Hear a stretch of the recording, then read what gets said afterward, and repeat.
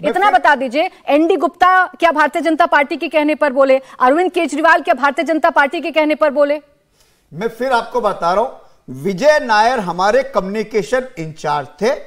Communication in charge के नाते उनकी जो रिपोर्टिंग थी वो आतिशी और सौरभ भारद्वाज को थी। जब विजय नायर को अरेस्ट करा और ईडी और सीबीआई ने उन पर दबाव डाला कि आप अरविंद केजरीवाल का नाम लो, आप बोलो कि अरविंद केजरीवाल को मैं रिपोर्टिंग करता था, उन्होंने सीबीआई को साजिश मत बताइए ना। आप कहिए कि कड़ी से कड़ी जोड़ी जा रही है और कड़ी से कड़ी जोड़कर आपके नेताओं को ईडी समन कर रही है। आप इसे साजिश क्यों बताते हैं? फिर इसे विंडिक्टिव पॉलिटिक्स का हिस्सा क्यों बताते हैं? आपके अपने नेताओं ने इनका नाम लिया। एक मिनट, बाकी मेहमानों को चर्चा में ले आऊं। अजय कुमार पांडे जी, क्रश किया जा रहा है पूरे विपक्ष को। यह आरोप है आम आदमी पार्टी का, पूरे इंडिया गठबंधन का, कि आप लोग सामने प्लेयर ही नहीं छोड़ना चाहते। मैच किसके साथ खेलिएगा 2024 का? नहीं, क्रश क्या किया जा रहा है? जेल से सरकार चलाना चाहते हैं, इस्तीफा दे नहीं रहे हैं, सरकार चला ही रहे हैं। आंख बंद करके जनता को कह रहे हैं मुझे देखो, मैं तुम्हें दिख जाऊंगा। तो कहां क्रश हो रहे हैं? और वो आंख बंद करेंगे जेल में, जनता उनको दिखेगी।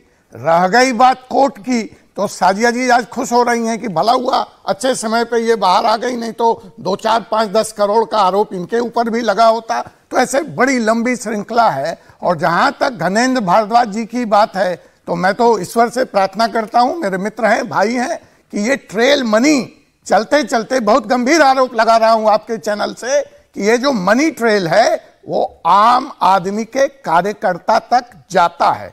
और इस सीरीज में अभी आतिशी, सौरभ भारद्वाज और गोवा की पूरी पार्टी, और तो छोड़ दीजिए, शराब घोटाला के अलावा जल घोटाला में भी ईडी ने आप पे कार्रवाई कर दी है। और मैं चुनाव आयोग से यह मांग करता हूं कि इनका सिंबल फ्रीज किया जाए, इस पार्टी को डी-रिकॉग्नाइज किया जाए। ये मैं कानूनी बात कर रहा हूं। मैं सुप्रीम कोर्ट का वकील हूं, मैं वो सेक्शन कोर्ट कर सकता हूं पीपल रिप्रेजेंटेशन एक्ट का, जिसके तहत आप, वाह, मैं कैंडिडेट हूं तो मैं 3 बार टीवी पे बताऊंगा कि मेरे ऊपर अपराध है कि नहीं। मैं 3 बार अखबार में बताऊंगा।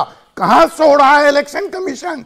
पार्टी अगर अपराध में संलिप्त है आप शिकायत कर दीजिए। अजय कुमार पांडे जी, काय मौका दे रहे हैं? एक बात बताइए ना, मौका क्यों दे रहे हैं? आप लोग क्यों नहीं शिकायत कर रहे हैं? टीवी पर मांग करने से इलेक्शन कमीशन रिएक्ट करेगा, ऐसे तो नहीं होता है।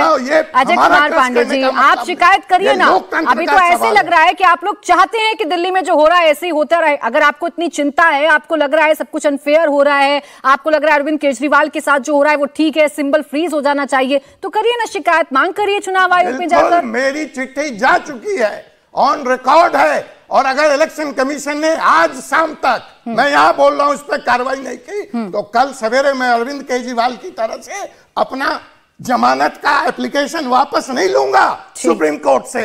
मैं सुप्रीम कोर्ट में कल सवेरे खड़ा होऊंगा। ठीक है, अब कंचना जी डी-रिकॉग्नाइज किया जाए। ठीक है, अब कंचना जी, एक एक करके अगर आरोपों की जांच ईडी, सीबीआई या देश की कोई भी एजेंसी कर रही है, उसमें राजनीति देखना, उसे चुनावों से जोड़कर देखना, उसे ये कह देना कि पूरे विपक्ष को क्रश करने की कोशिश की जा रही है, कहां तक जायज है? क्या चुनाव है इसलिए ईडी, सीबीआई को काम करना बंद कर देना चाहिए?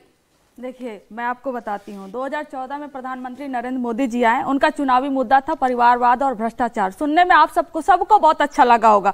2019 में भी उसी मुद्दे पर चुनाव लड़े वो, और 2024 में चाह रहे हैं कि वही मुद्दा हो, लेकिन वो हो नहीं पा रहा है। दरअसल क्या है कि मैं प्रधानमंत्री नरेंद्र मोदी जी से पूछना चाहती हूँ, आप कह रहे थे कि मैं सरकार में आऊंगा, जैसे ही प्रधानमंत्री बनूंगा उसके बाद ही सारा भ्रष्टाचारियों का अंत कर दूंगा।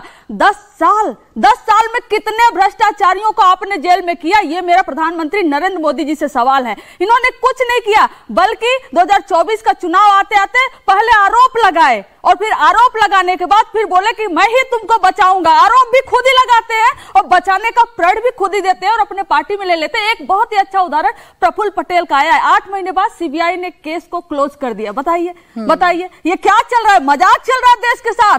हम और आप उतने समझदार नहीं होंगे जितनी ये जनता, इस देश की जनता समझदार है और पूरी तरीके से देख रही। 10 साल में प्रधानमंत्री नरेंद्र मोदी जी किसी भी केस को क्या उसको सजा दिलवा पाए भ्रष्टाचारी को? और जब चुनाव आता है तो 2 मुख्यमंत्री को उठाकर जेल में डाल देते हैं। नहीं सुनिए, नहीं जानती तो सजा जो देता है ना, बुनियादी संविधान पढ़ लीजिए, आप सिविक्स की किताब पढ़ लीजिए, 6ठी क्लास की, 7वीं क्लास की, समझ में आ जाएगा आपको। आपको समझ में आ जाएगा। आपके सुनिए, आपके नेता जो है 2013 में लालू यादव जी 2013 में हुए थे। बहुत देर बोली है, शाजिया जी। देखिए आप सभी लोग स्टूडियो में हैं और सब एक साथ बोलेंगे तो चर्चा नहीं हो पाएगी। सब स्टूडियो में प्लीज अपनी अपनी बारी पर बोलो। हाँ बोलिए, फर्जी केस में हाँ बोलिए कंचना जी। पहली बार सुनने को आ रहा है। मैंने नहीं बोला आपके बीच में। हाँ बोलिए बोलिए बोलिए, एक मिनट शाजिया जी, बस एक मिनट। आप तो जवाब ही नहीं दे रही। ये मंच आपका नहीं है। अच्छा ठीक है, बोलिए कंचना जी, बोलिए बोलिए। शाजिया जी एक मिनट रुक जाइए, बोलिए कंचना जी बोलिए। और बोलिए नरेंद्र मोदी जी के बारे में बोलिए ना। नहीं, जो आप लोग गाना गा रहे हैं घूम घूम कर, सारे भ्रष्टाचारियों को जिस पर आपने आरोप लगाया अपने कब्जे में ले लिया, अपने पास केजरीवाल जी ने लगाया था। तो जानती नहीं मैडम, कहाँ से आ गई आप? किस बात को? केजरीवाल नाम है। 2011 केजरीवाल जो लालू प्रसाद यादव का फोटोग्राफ लेके घूमता था।